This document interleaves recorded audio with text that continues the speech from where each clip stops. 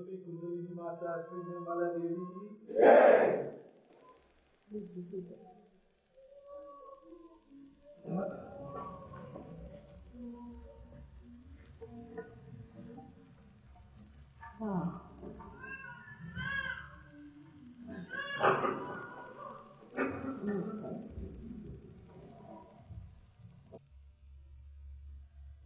The other day I talked to you about the importance of dedication in Sahaja Yoga and the devotion that one should have. Actually, when we are close to the mountain, we can't see much of it. That's why we don't realize the volume that is so close to us, greatness that is facing us.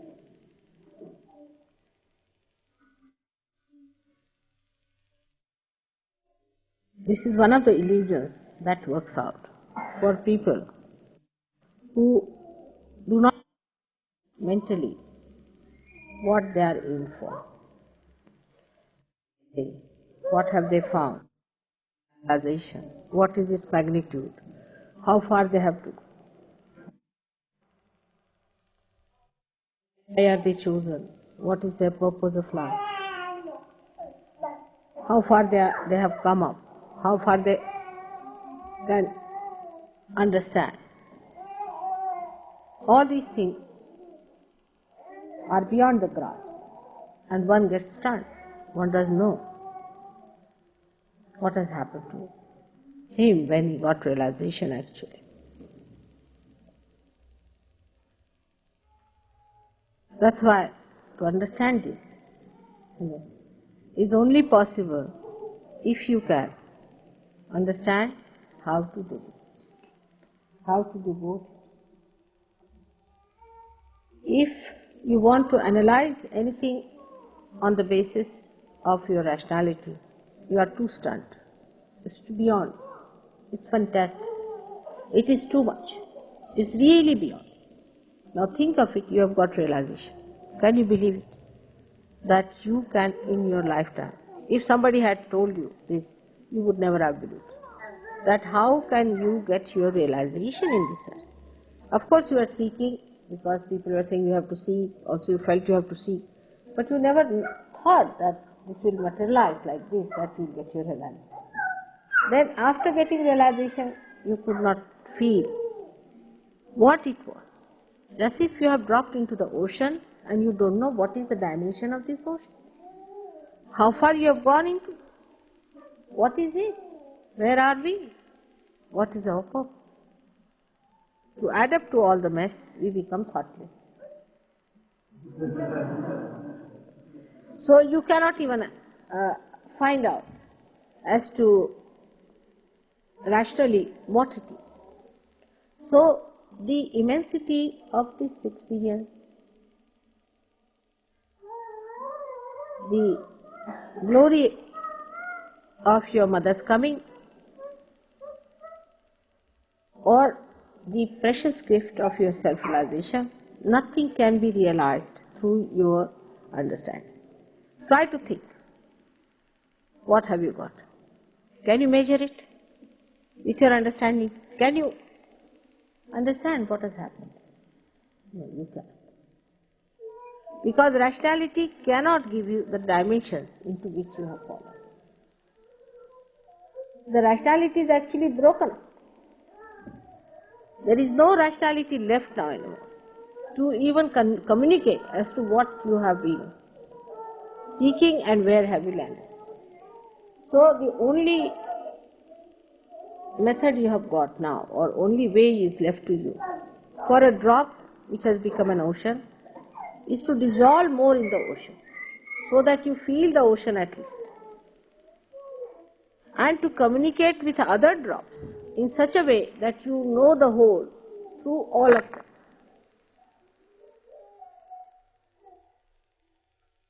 So first is a complete devotion. It's very important. In this incarnation only, it is so very important. because you have got realization. If you did not have realization, all right, murmuring souls, all right, half-baked people, all right, little bit misbehaving, all right. This can be forgiven, that can be forgiven. Everything is forgiven to look at it. Everybody thinks that mother is forgiving us. That's not the point. I am forgiving because of my own nature. But you do not take it for granted. You are harming yourself by accepting that forgiveness. If you all the time think, oh mother, you are so forgiving, please forgive me. You are already forgiven as it is. Once you call me mother, you are forgiven. But what's the advantage? You don't have any advantage. You are a loser. At this point, at least rationally, if you understand, then you will understand what is a devotion. So, in devotion of Sahaja, one has to realize that the things that are in Sahaja, that you have seen in Sahaja, are beyond your mind. First thing. Definitely they are beyond human conception. So at human level you do not discuss them and you do not talk about them. But on the collective level you can talk. And when you come to the collective level, then you have to understand that relationship with me is more established, better established, if you establish your relationships with others in a very collective and homogeneous way. As I told you, the drop becomes the ocean, and the drop has to become the ocean by dissolving all its dropness with other drops, and all the drops dropping their dropness become the ocean ultimately. So we'll see that devotion is double-edged. One is to each other and one is to your mother. In Sahaja Yoga, whatever I see, you cannot see. This is proved or not to you people? Or you want more proofs? Now it is proved that mother sees much beyond us and whatever she sees happens. So anybody who tries to play tricks with mother is actually playing tricks with himself. Any tricks you try to play with me, or you think that mother is very forgiving, so she will forgive us, is really, you are torturing yourself, it is detrimental.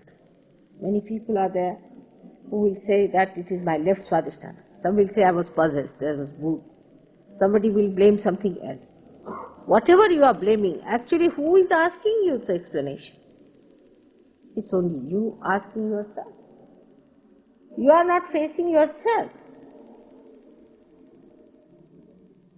So the devotion to me means actually facing yourself. You face yourself first of all and see for yourself what are you doing. You are your own enemy. Nobody is your enemy. Your mother is not, definitely. She is not your enemy by any chance. And no bhoots are your enemies in the way if you do not allow them, they can't be there. No evil person is your enemy because he cannot be effective if you are spiritually equipped. So you are your own enemy is decided. The only way to get rid of that enemy of yours, you have to dedicate. Supposing you say that I have faith in mother or in God. So you are holding on to something, isn't it? And you are discarding something. But this hold has to be very strong. Rationally, if you are at that time when you are thinking, will you rationalize whether I should hold the hand of this person who is saving is correct or not? No, your grip will be very strong. It will be extremely strong and you will grip it with full force, with full faith that somehow or other saves you. And that kind of a feeling should be within us, that I am a person who is sinking because of myself. And if I am to be saved, I have to be absolutely, completely submerged in Sahaja. Absolutely, I have to become one with it. Then only I can be saved. Because at this level where you are realized souls of a higher level, now for a next jump, as I was saying to you, is devotion. Anything else has to be secondary under the circumstances. If it is primary and your attention is still on that, then you cannot have this second jump. First jump you have already done, you have got your realization. But from first jump to second jump, you worked hard, you have come to the second jump. In the second jump, you have to face it up. You should not feel disgusted with yourself, not dejected with yourself or nothing, but treat yourself as a separate entity. And dedication is actually turning back to yourself and looking forward towards the divine personality in you. Once there is divine personality in you, there is no problem of devotion. You just become one with it. You start enjoying it. But this rationality is the worst thing. That plays tricks with you, which deviates you from understanding that whatever life you have led so far has been on a very material, gross life. You came out of it, you have grown out of it, you have come up. Now, to blossom, to become fragrant, you have to give up rationality. That's a binding. Try to avoid rationality. Try to avoid arguments. Try to avoid giving reasons. And even now, I find sometimes Sahajogis give an explanation of psychology. She might be insecure mother. This is typically somewhere read in the book. Because of insecurity, somebody does that. Actually, now we have seen in Sahaja Yoga that most of the so-called insecure are the most aggressive people. They play tricks with others, spoil their lives, and enjoy it. They are the greatest sadists ever born. You have seen these people. She's insecure, and that's how they play tricks with us. Now, once you understand that you are not to play tricks with us, why do you want to play tricks with yourself? You have to be yourself, that's all. We should not be our own enemies, are we? So once you start facing yourself, you will like yourself. You won't feel disgusted. Because that what yourself I'm talking about is glorious, is beautiful, is without any kalank on that, is absolutely detached. But first of all, your attention has to accept it, that this detachment is my life. I'm a different personality. Detachment is my nourishment.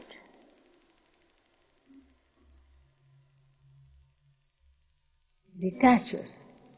One gentleman came to see me in my house. I had a very beautiful lamp and he liked it. I said, you have it? He was so amazed.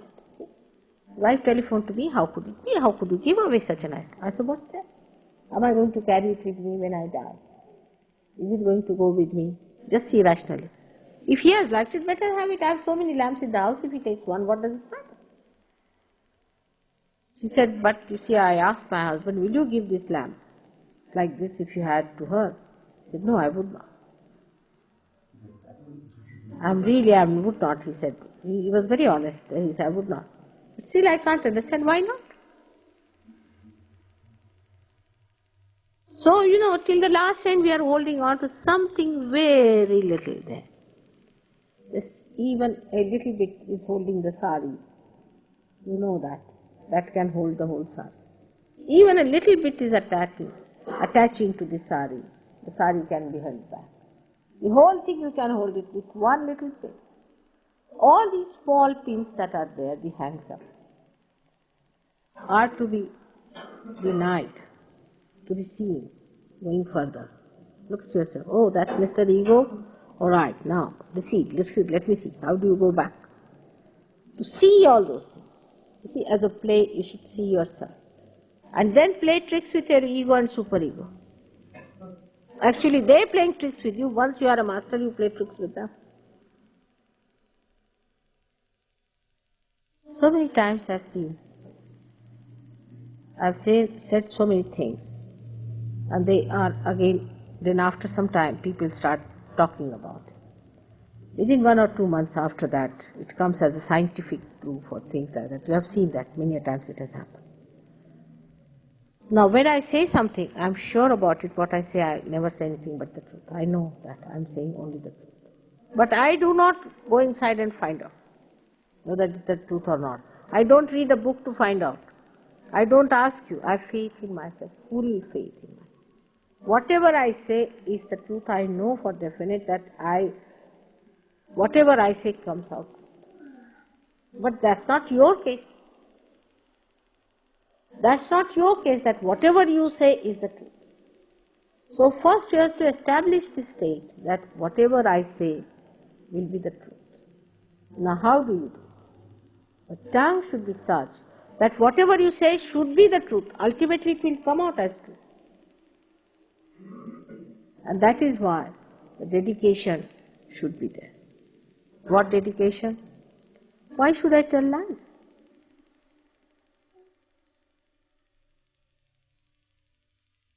There is no need to tell lies. Even if I tell lies, it will come to, in my case, so-called lies. They are never lies. If I say to somebody, he is a bad man, apparently to your mother, he's such a fine man. How can you say such a thing about him? We had one Mr. Michael like that. Oh, he's such a loving person, mother. Well, somebody said, mother, are you jealous of him? Up to that extent, But when he showed his real teeth, you see, then people. So, to develop that kind of understanding about the truth, first of all, you should absolutely fix yourself on the truth. And the truth is that you are the instrument of God, that you have got realization, that you have got a spatial awareness, which people do not have. Stand on that and proclaim it. You are not to be afraid of it. You have got realization, no doubt. You have felt it. Say it, I have got realization, nothing doing, I know I am realizing. Firm on. In this expression of truth, you have to be like the light. The light asserts. It not only asserts, but it shows others also that it shines. It shows others that I am the light, that you walk in my light. And if you don't try to do it, I may burn you. So they have that, what you call that, I don't know what's the word, tejas. Sharpness of light.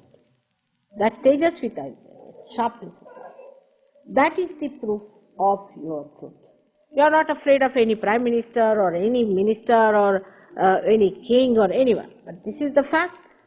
That's the thing. I know I am a realized soul. I am the truth. If you say I am the truth, whatever you will say will be the truth. No doubt about it. Whatever you will do will be the truth. But say I am the truth. But for that, a real purification is needed about facing yourself fully in dedication. Means you are holding on to your mother. You are holding on to Sahaja. You are holding on to that truth which you have found out. And here you are facing others. Without that you cannot do it. Your source is that. You are standing on the truth. And that is such a power, such a strength. All of them, if you see, Christ had that power, Muhammad had that power, all these great people had that power. To say the truth with full courage, with that assertion that people will accept. And they would suffer even for that. They wouldn't mind, but whatever is the truth has to be said. That's the first point, what should know about dedication, that you are dedicated fully, that you are not afraid of anything. You are not worried about your losses. Some people have lost their heads also, completely cut their heads. People have tortured them. Some people have been taken away all their money, have been tortured in every way. But they thought this was the truth, they stood by. Some of them were stupid fools, they stood for something that was not truth. They did, but now you know that you are standing on the truth, and for that you should be willing to sacrifice anything, so-called sacrifice, because you are not sacrificing the truth.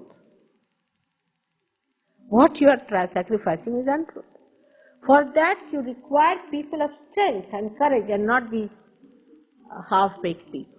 You see, the morning till evening asking for forgiveness from mother. What is it?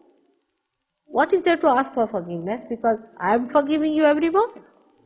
But what are you doing to yourself? What sort of a person you are?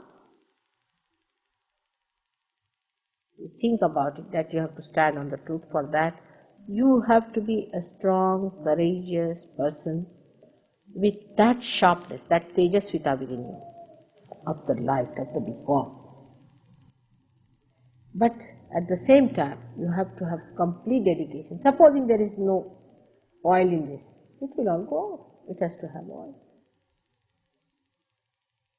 It will go off. So the dedication part is the oil in you, is the attachment, complete attachment to your source. That's the dedication. But that dedication should not give you any other ideas but of a light which shines, which corrects others, guides the path of other people. If that is not so, then the source that you are tapping is not coming to you fully, and that your light is not burning properly. So, into dedication when you go, you must not think that it is any surrendering, the so-called surrendering, that you become like a cabbage. That's the idea people have, that you become like cabbage. But you become dynamic. You become real power. Not of destruction, but of construction. I mean, for destruction you don't need much power. Only for construction you need power. For destruction, how much do you need? Very little. You can destroy the whole thing in no time. But for the construction, you really require great power. And that power, sustained power, flowing power, has to be there. For that, dedication is needed. Holding on to your source of power, you have to stand firm, courageously, without any fear. That's the truth. That's the truth you have to achieve. That's very important. But this is only one side of the story. That's not sufficient. Just being the truth, the aspect of one side is there. But the other side of it is that when this source comes to you, you become the compassion. The truth and the compassion are one thing. You won't believe, but it is like the wick and the oil combine to form the light. It is the burning of the oil gives you the light. In the same way, the compassion gives you the truth. There's no difference whatsoever. Only the state is different. That you cannot see the light, which is oil, and oil, which is burning.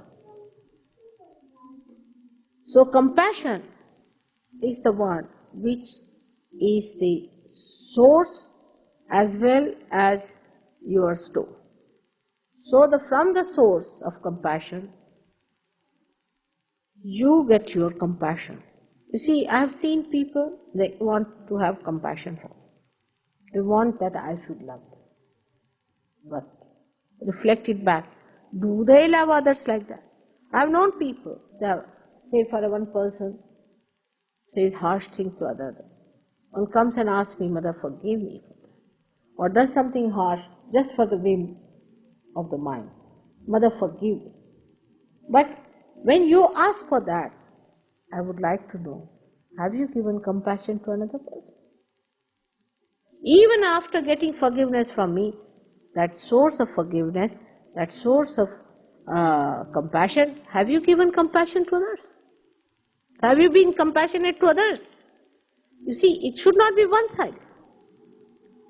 If you are taking the advantage of my compassion, it should not be one-sided, that you use it for your own benefit and forget about it. Then you will never grow. You will never grow. If you have to grow, then you must store that compassion within you. Whatever compassion I've given you, love I've given you, you must store that within you and give that back to others. Otherwise, you will be finished. You will be nowhere. It's the growth which is sustained only, not only by sucking from one side, but by giving to others. Otherwise, you will be stagnated. There has to be outflow. But that is a very hard thing, because people are very good at taking compassion from others. Or even if they are compassionate, they will be mostly compassionate to people who are, say,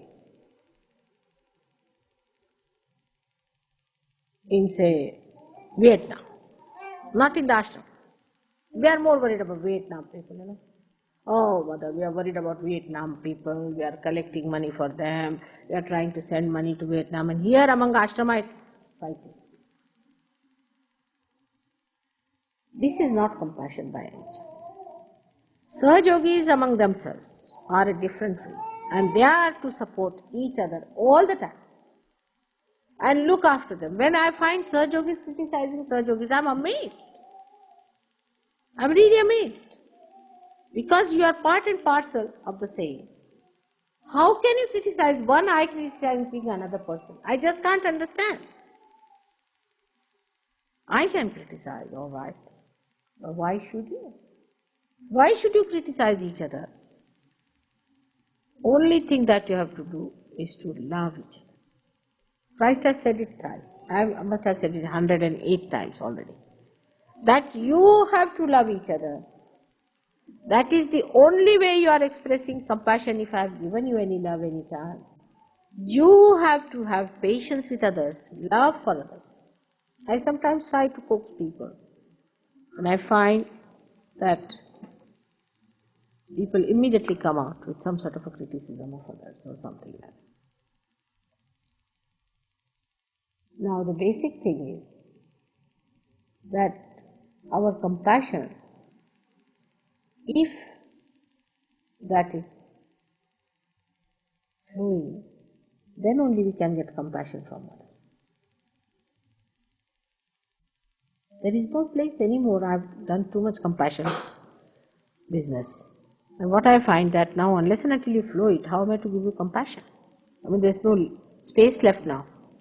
Better give it away, empty yourself a little bit, then I can give you more compassion.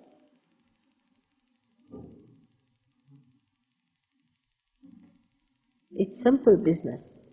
In this respect, one has to understand that the source cannot flow unless and until it expands the flow of it. Like the river Thames. We went to see the river Thames, the place from where it starts. It's a small little stream from 7 streams, very little, we can say trickling down. It has become a river Thames. Supposing it does not widen, that will stop at the beginning only. It cannot come. It cannot flow. It's not because it is angry or upset or anything like that, but by the nature of its flow, only it cannot flow. What to do? So that is what it is. That one has to give compassion to others. It should not be formal compassion or affected one, but should be a natural one. Very natural, spontaneous, feeling from within. It's not an expression of your ego or superego or over sentimentality, but is a kind of a understanding that he is a Sahajogi, you are a Sahajogi, you are brothers. Not the way the brothers have been, but a different type of brothers who are spiritual brothers. You are a spiritual people. So this compassion has to be there, and unless and until you develop that compassionate, fatherly or motherly feelings for others, I mean, I am a mother of a person who is about 108 years of age. You have to really mother others and have that feeling of compassion and love for others. You don't have to think about your own comfort. You don't have to think about your own advantages, but you have to think about the comfort of others. You have to think what you can do to make others comfortable than to see what will make you comfortable. So this flow of compassion, when it starts, the dedication is complete. Because whatever we got from you, mother, we are giving it to others. That's the dedication. So the flow of dedication is not one-sided. It is double-sided. You stick on to something, you get connected with something, to get something out of it, and you give it to others. And ultimately that reaches the collective being, means it reaches the source. It is in this light we have to understand. Exclusiveness, or we should now marry, we should have separate place, we should live separately. It's alright. You must have little privacy as a married people. I am not saying that. But as far as compassion is concerned, as married people, you have to be much more compassionate. But you will only worry about your own children, about your own comfort, about your own husband, about your own wife. In Sahaja Yoga, there is no place for such. It's all collective. When you bring sweets for your own child, bring for other children in the ashram. You are one family, and all the family has to move with the same ways. I had told you before that we cannot have separate food arrangements, separate this and separate that. And in the same way, we cannot have separate standards of living for different people. We all have to enjoy whatever is enjoyed by all of you. That should be so. And that should be achieved on material level. On emotional level, any marriage which is absurd, which makes everyone unhappy, is useless. But marriages are made to make everyone happy. So before you decide to marry, think